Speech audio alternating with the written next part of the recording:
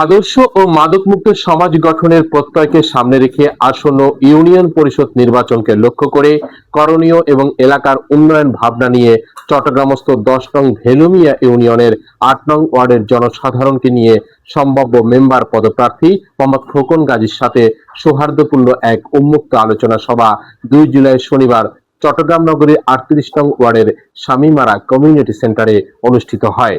মোহাম্মদ শানু হাওলাদারের সভাপতিত্বে মুক্ত আলোচনা অনুষ্ঠানে উপস্থিত ছিলেন মোহাম্মদ খোকন গাজী, মোহাম্মদ রাশেদ, মোহাম্মদ মনির, মোহাম্মদ মাসুদ, মোহাম্মদ মিলন, মোহাম্মদ রাসেল, মোহাম্মদ আলাউদ্দিন, মোহাম্মদ সোহেল ফরাজি সহ নেতৃবৃন্দ, এলাকার সর্বস্তরের সাধারণ মানুষ। তাই আজকে আমরা প্রতিজ্ঞা করব আগামী নির্বাচনে সবাই হাতে হাত রেখে কাঁধে কাঁধ মিলিয়ে খোকন ভাইকে নির্বাচনে জয়যুক্ত করে আমরা ঘরে ফিরব। মেম্বার পদপ্রার্থী মোহাম্মদ খোকন গাজী বলেন, যুব সমাজ ও মুরব্বীদের সুচিন্তিত মতামত আমার এগিয়ে যাওয়ার শক্তি, সকলের ঐক্যবদ্ধ প্রচেষ্টায় আলোকিত ও মাদক মুক্ত সমাজ গঠনে আমি বদ্ধপরিকর। এ সময় তিনি এলাকার উন্নয়নের কথাও তুলে ধরেন। উপস্থিত নেতৃবৃন্দরা এলাকার নানাবিধ সমস্যার কথা তুলে ধরেন। খোকন গাজী আমার রাজনৈতিক সভাপতি, সেটা বড় কথা না। খোকন গাজী এই ৮ নং ওয়ার্ডের যদি জনপ্রতিনিধি হয়, কিন্তু পরের দিন দেখা গেছে এই আমাদের উপরেই আবার ঝামাইয়া পড়ছে। কোন সমাধান করবেন? আপনারা জানেন এগুলো স্মরণ করতে হবে।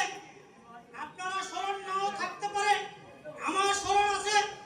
আমি এগুলো নিয়ে সম্পৃক্ত আছি।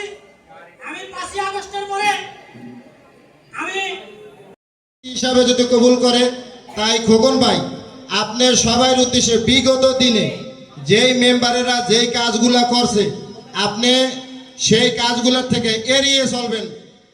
এই কাগজ থেকে আসতে হয়, এতটা কষ্ট করে আপনারা এই জায়গায় টাকা পয়সা উপার্জন করেন।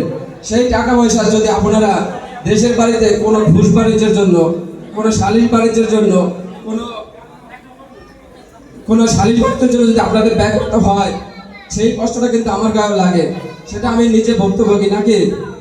আমি এই জায়গায় আসার কারণ হলো আমাদের ওয়ার্ডের অনেক লোক, অনেক মা বোন এই জায়গায় চাকরি করেন।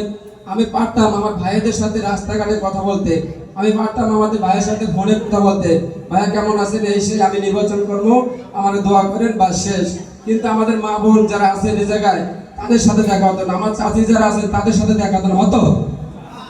আমার মূল উদ্দেশ্য হলো, আমাদের সর্বমূল উদ্দেশ্য হলো আমার মা বোন যারা আছেন, চাচিরা যারা আছেন, তাদের সাথে দেখা করার জন্য, তাদের সাথে দুইটা কথা বলার জন্য। এই জন্য আমি তাদেরকে ডেকে এই জায়গায় এনেছি। আর আমার ডাকে আপনারা যে এই জায়গায় এতটা স্বতঃস্ফূর্তভাবে উপস্থিত হবেন, আমি জীবনও ভাবিনি। আমি আজকে আবেগে আপ্লুত। আমি আপনাদের এই ঋণ কখনো শোধ করতে পারবো না। যদি আল্লাহ কখনো সুযোগ দেয়, আমি এই ঋণ শোধ করার চেষ্টা করব।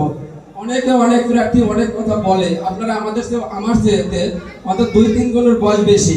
এখানে যারা উপস্থিত আছেন আমার সমবয়সীরা আছেন, কিন্তু আমার চাইতেও ২-৩ গুণ বয়স